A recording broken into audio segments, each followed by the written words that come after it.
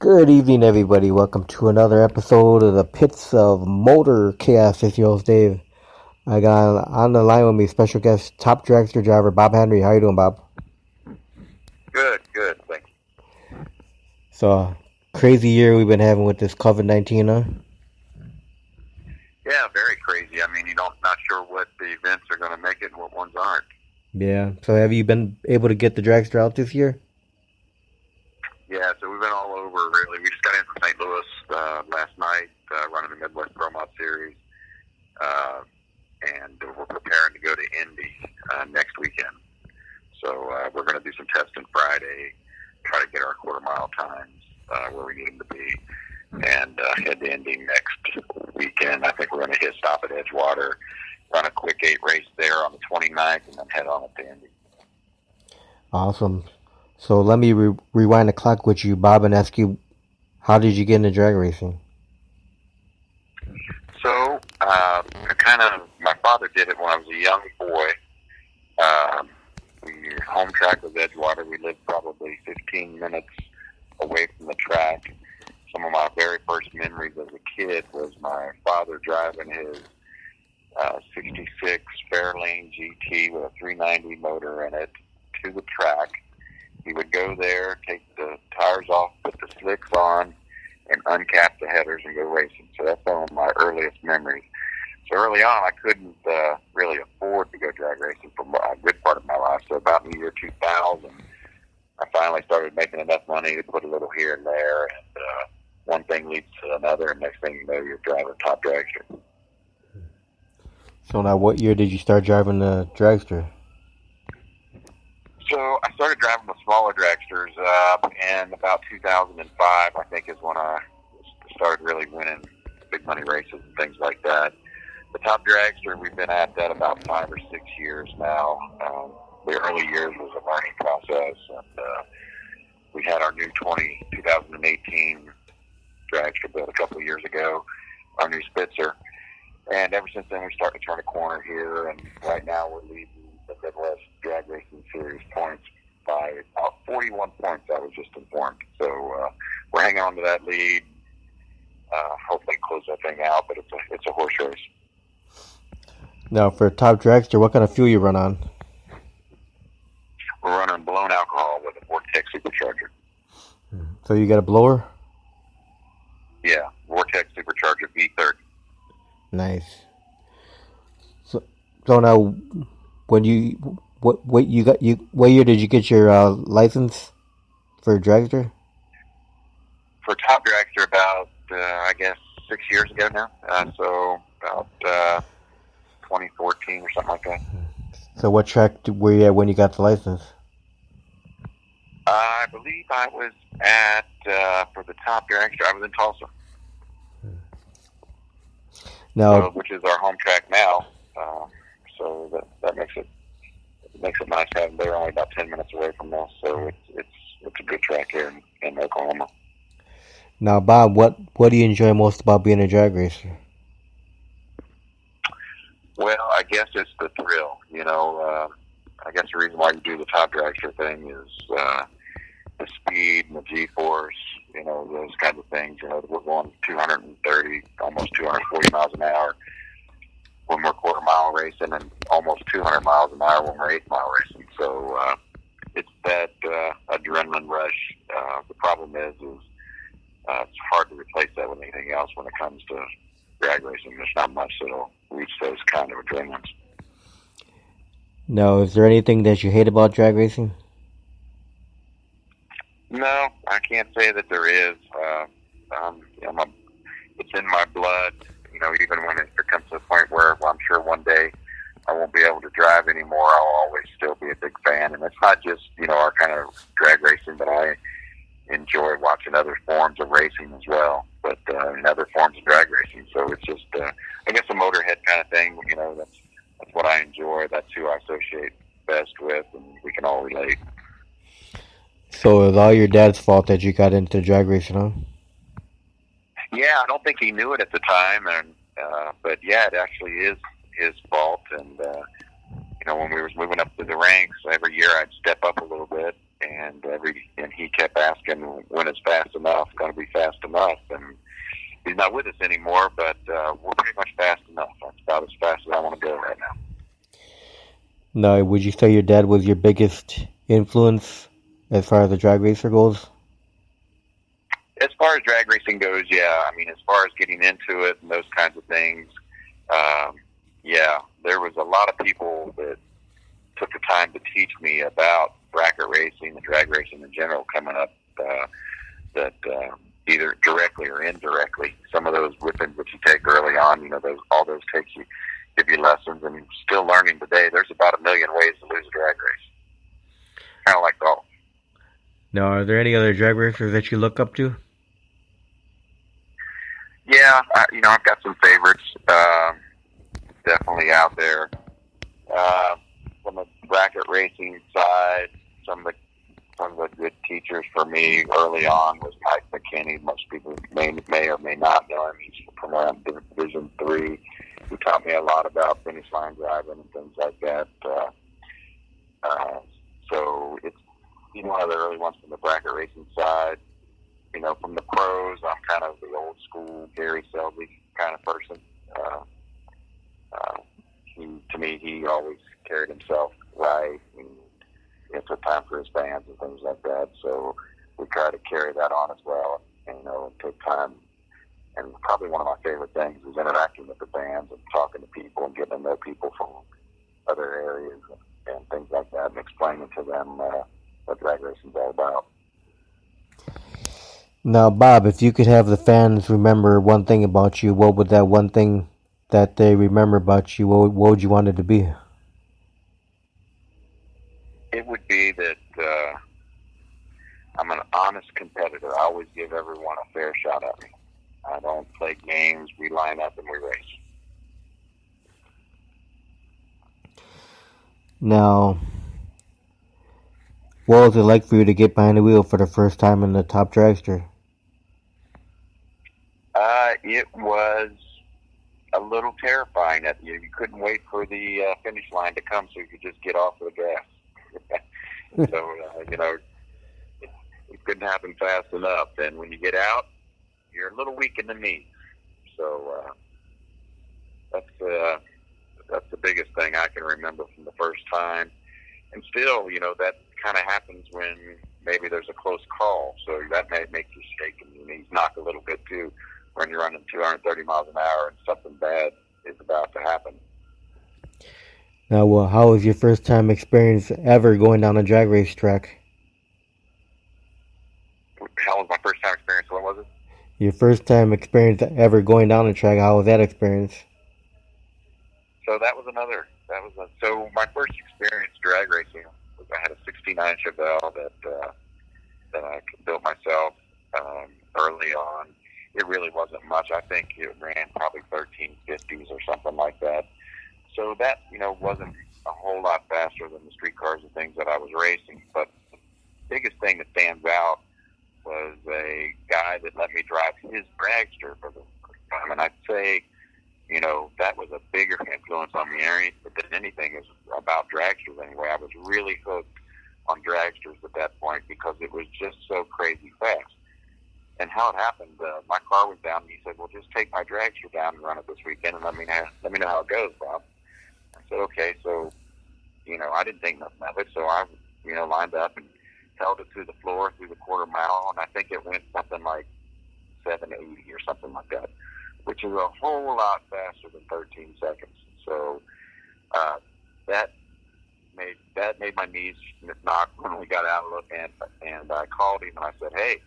He said, well, what'd you run? I said, 780, something like that. He said, man, on the first pass, you legged it out all the way through. I said, dang, you didn't say to lift. So I kind of been hooked ever since. So how's the top dragster been running for you this year? Real well. Like I said, it's a top contender. We usually qualify where we go for sure. And it's just crazy fast. Some of the things we're excited about that's coming up is our new motor is just about done with Oakley Motorsports. They're building us a new top dragster motor that's all aluminum.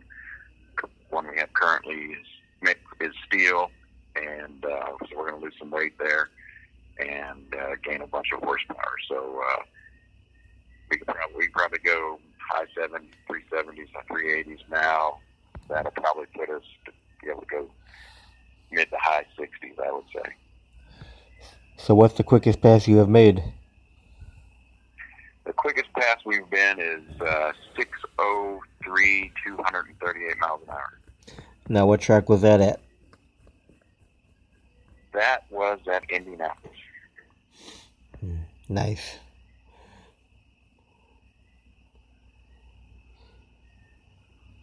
Now, when you started drag racing, did you have any family involved with drag racing with you? Yeah, so when I first started, me and my father actually got to drag race together for probably 3 or 4 years. We didn't run the same class, but we got to hang out at the track and stuff together, and so those are kind of precious memories still. Now, did you ever race against your dad? We never in competition. I do have a photograph, however, when we did do a time run together. So that's kind of precious. We still have that around. And I was actually talking to a friend this weekend, Al Peebler and his son Blake. They were racing together, and they do it quite often. And kind of that topic came up, and I was telling them that they have actually raced each other. I think he said 3 times. And I told him those are things to cherish, and for his son to look back on forever. So to take that special, because it's kind of a special occasion for sure.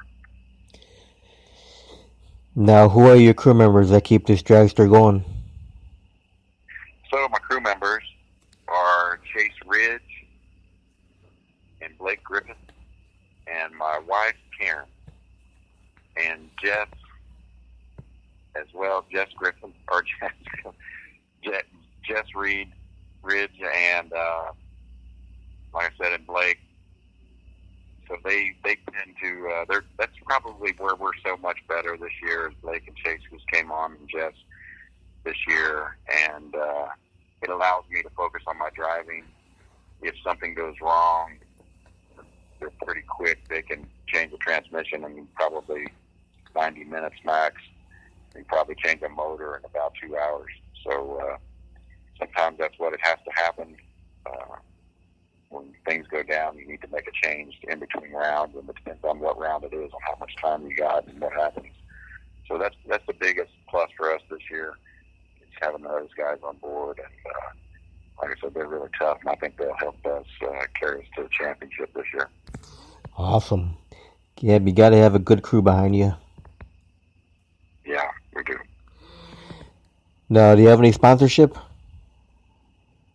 Yeah, so we have Reading Truck Group, who's new just in the last probably 60 days or so.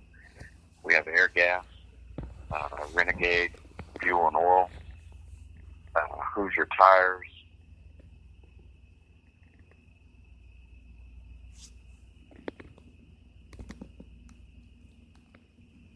Still there, Bob? Yeah, go ahead.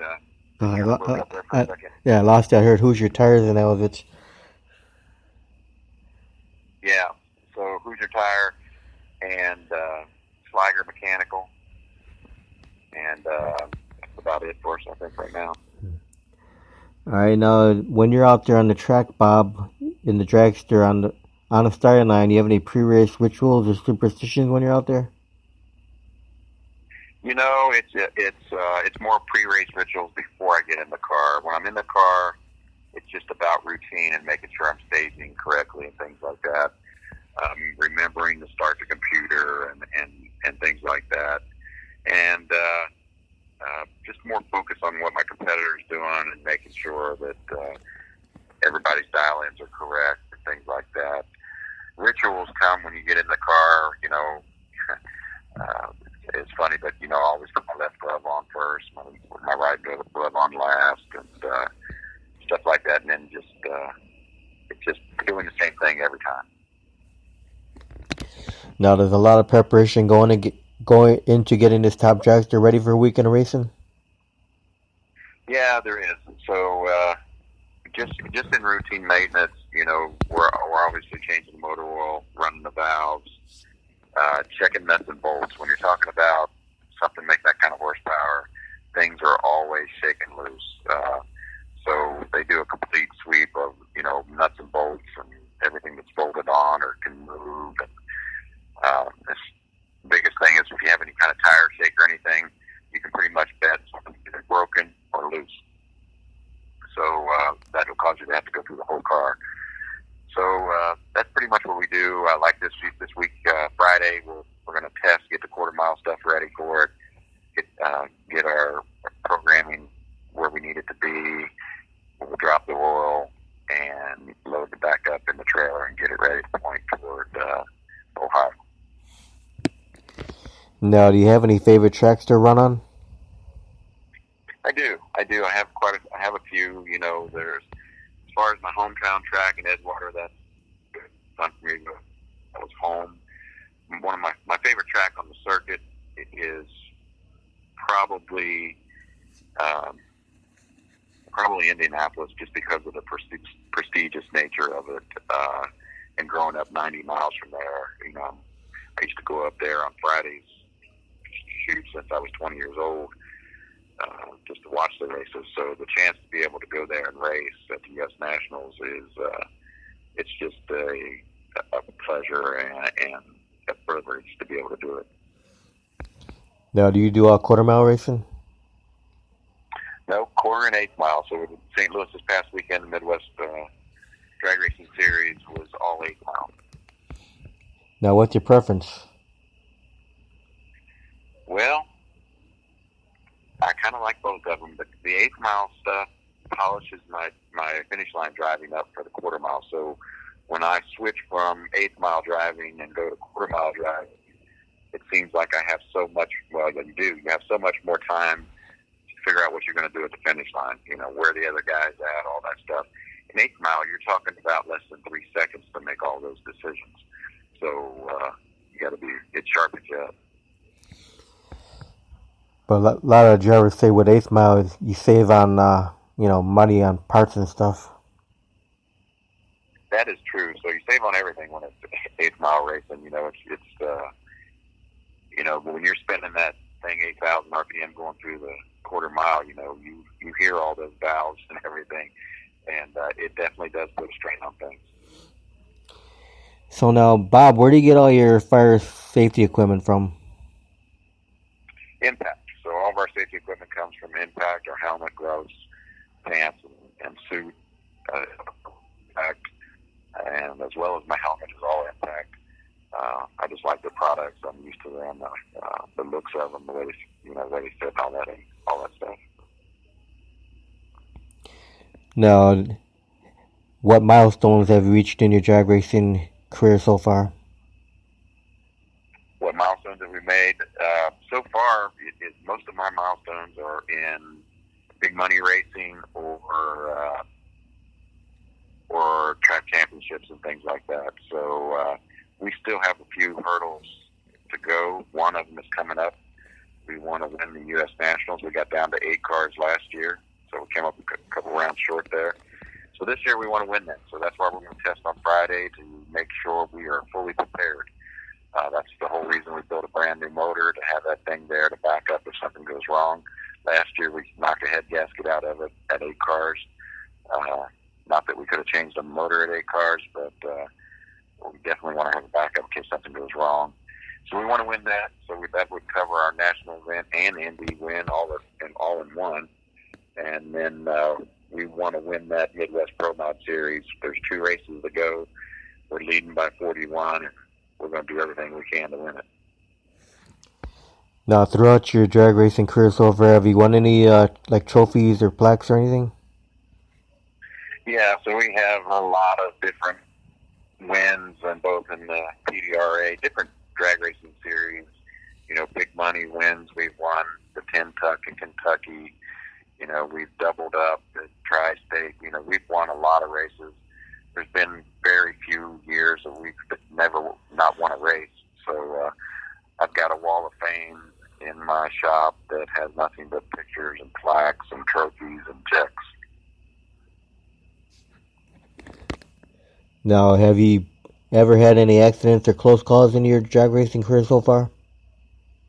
Yeah, that is the number one question I get, and is have you ever wrecked? And from all the fans, that's the first question they have. So finally, 2 years ago, I can now answer that I have wrecked one. What happened was it was in my blower car. The car launched. When it did, it pulled the steering arm out of the steering box, and it went over and smacked the wall, actually breaking the chassis.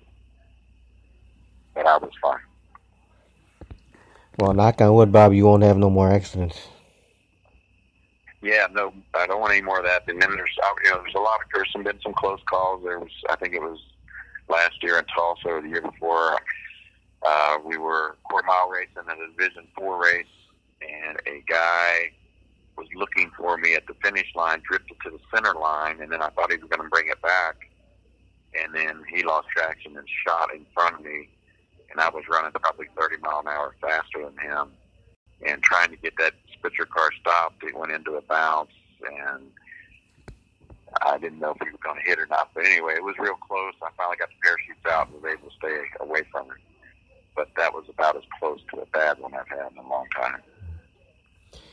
Now, Bob, as far as the sport of drag racing goes, you have anything on a bucket list that you would like to try someday in drag racing?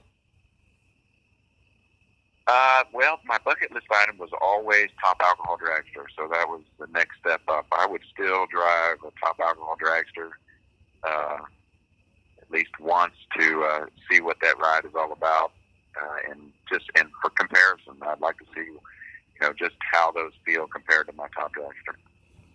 Now, when you say top alcohol dragster, you mean the A-fuel ones with 95% nitro? Yeah, that would be what I'd like to try. Yeah, and I'm sure if you got that need for speed, yeah, that would be great for you. Yeah. Get that nitro. Absolutely. Now, do you have any hobbies outside of drag racing, Bob? Not so much anymore. I used to ride Harleys all the time and things like that, but when you're doing drag racing at this level, it really takes every spare minute you have. So when the thing that goes with drag racing is the relationships at the racetrack. So it's not just drag racing. When we go there, we're going there and hanging out with friends and family, and people we consider to be family. So when we're not drag racing, we're grilling out, we're eating good, we're checking out the local things to do in whatever city we're in and things like that. So it's kind of vacationing, hanging out with friends, and drag racing. Do you still have a Harley? Nope, I got rid of it. Of a machine and go back into time, would you do anything differently with your drag racing career? Yeah, I would have started earlier. I would have. These kids that are coming up out of the junior dragster leagues are already awesome. I mean, they are so far ahead of the curve than guys like myself who didn't start until they were like 39, 40 years old. That experience is priceless. Their riders coming out is weird. Yeah, all these kids in the juniors, those are the future of drag racing right there. Yeah, they are. I mean, it's the competition level just continues to rise every year to heights I've never seen before. I mean, if you look at some of the bracket racing they're going on, they had their first $1 million payout this year for a bracket race. Whoever would have thought that would happen? And watching some of the rounds, it's just crazy that guys can, have 8,000 to 10,000 packages, 7, 8 rounds.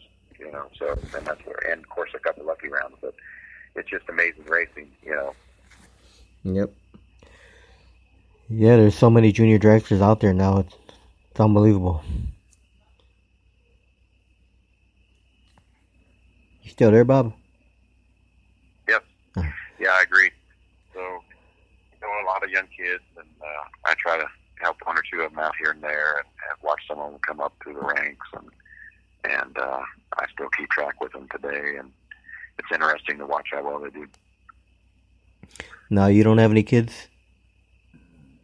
I do. I have a daughter that's grown, and married and got grandkids. So that's how old I'm getting. Now, how old are the grandkids? Oh, there's so many of them. They range everywhere from 3 to 10, I think, now. No, do any of them like drag racing? Yes. The 4-year-old is really likes drag racing. A lot of them say they do, but he seems to only be the one that really shows that he really likes it. So we'll see how it goes when he gets older, and if he still has that interest or not, and if I still can get around and do it.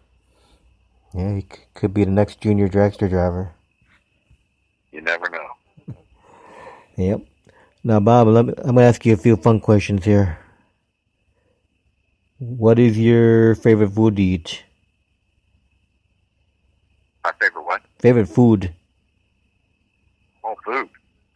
Steak. Favorite beverage? I would have to say iced tea. Now, do you have a favorite movie of all time? Top Gun. Good old Tom Cruise. Yep, exactly. And I'm looking forward to the next one. Now, do you have a favorite music to listen to? Yeah, Christian music and country music. Now, when you were growing up as a little kid, did you watch cartoons? I did. So, what was your favorite cartoon? Probably Bugs Bunny. Most people won't even know what that is, but yeah, Bugs Bunny. Now, when you're at the track for a day of racing, how's your eating habits? Do you eat regularly, or do you eat very light and wait till the races are done? Yeah, so I might have it depends on what time we're racing. So if we're not racing until later in the evening, I'll have a good breakfast, a snack for lunch, and then once we start racing, I usually won't eat. What's your biggest pet peeve? When it comes to racing or in general? Racing.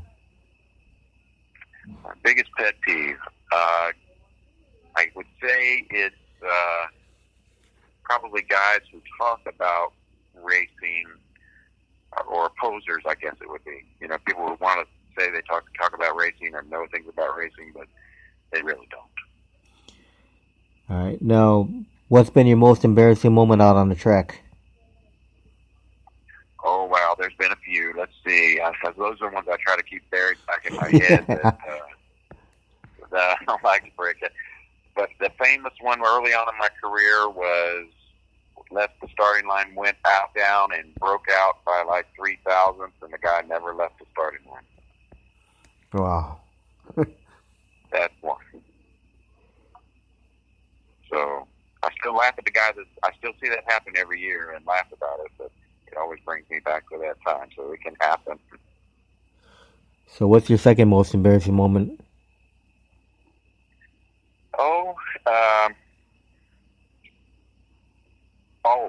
Staging with the back tires at a track that I was unfamiliar with, and then I tried to play it off. I'm not sure if anybody saw it or not, but I was just out of my element and thought I had gone back further. Wow. It didn't actually stage, but I sat there for, I stopped right there, before continuing to go back. Right. But I was like, oh, wait a minute, this don't look right. Yeah. So now, Bob, if you didn't become a drag racer, you have any idea what you'd be doing with your free time? Wow, that's a good question. I've been doing so. Before I was drag racer, I played professional softball. So that's what I did before drag racing. I got into drag racing because I thought I was tired of playing team sports, and I thought drag racing is all on you. Well, as I got into drag racing, it isn't all on you, and it's a team sport as well. It took a few years to realize that, but so that's kind of so I was a softball player, a football player there for a long time. I got paid to travel around and play softball, and then after that, I team roped for a little bit. So I've always been into the kind of action sports a little bit. Now, after all the years of racing, what keeps you passionate about doing it still? Man, I think it just gets in your blood, and the competition is obviously probably the biggest part, but right behind it is the relationships that you build and the families and friends that you enjoy seeing every other week or once a month or whatever it comes down to. Now, do you think you could get any better as a drag racer, and if so, how would you achieve that? So I think you can always get better at just about anything. Drag racing, in its purest form, isn't really an age-limited sport. John Forrest, love him or hate him, he's way up in age and competes at the highest level. And with one of the hardest cars in the world there ever is to drive, a funny car, which is something I wouldn't do. So he shows us that you can do about whatever you want at this age, especially in drag racing. Now, if someone listens to this interview and they're thinking about driving a dragster, what kind of advice would you give? Well, I would say start off slow. It's don't jump right into something that's definitely top dragster ranks, at least not with the right training. There are drag racing schools out there. I guess that'd probably be my best advice is start out by going to one of those drag racing schools, Roy Hill's drag racing school or something like that, and let them teach you the basics. You need to understand the basics, and especially the basics of safety, in these cars. Anybody can drive one of these cars when everything's going right, but it's when it's not going right is how well you drive then. When the throttle sticks or something like that, you need to know how to shut one down or what to do next. Now, what would you consider to be the fondest memory of your drag racing career? Probably winning $10,000 at the Tin Tuck in Bowling Green, Kentucky. That was the most money I'd ever won at one time at that point. Now, what year was that?